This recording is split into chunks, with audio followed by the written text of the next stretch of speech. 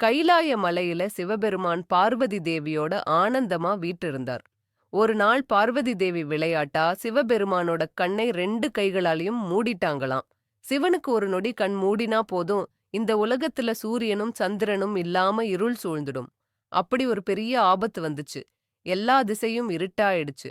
தேவர்கள், முனிவர்கள், எல்லா உயிர்களும் பயந்து நடுங்கி போனாங்க. யாகங்கள் நின்னு போச்சு. பூமியில எந்த ஒரு நல்ல காரியமும் நடக்கல.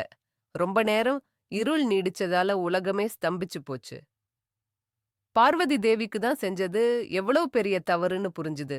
உடனே அவங்க சிவபெருமானோட கண்களை திறந்துட்டாங்க. மறுபடியும் வெளிச்சம் வந்துச்சு. ஆனா சிவபெருமான் தன்னோட நெற்றிக் கண்ணை திறந்திருந்தாரு.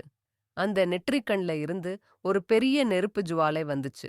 அந்த வெப்பம் தாங்க முடியாம பார்வதி தேவியும் மத்த தேவர்களும் பயந்து போனாங்க. அவங்க சிவபெருமான வேண்டிக்கிட்டாங்க. சுவாமி, எங்கள மன்னிச்சிடுங்க. தெரியாம ஒரு தப்பு செஞ்சுட்டோம். உங்க நெற்றிக்கண்ண சாந்தப்படுத்துங்கன்னு கெஞ்சினாங்க. சிவபெருமான் சாந்தமானாரு. அந்த நெற்றிக்கண்ல இருந்து வந்த நெருப்பு ஒரு அழகான குழந்தையா மாறுச்சு. அந்த குழந்தைதான் முருகன்.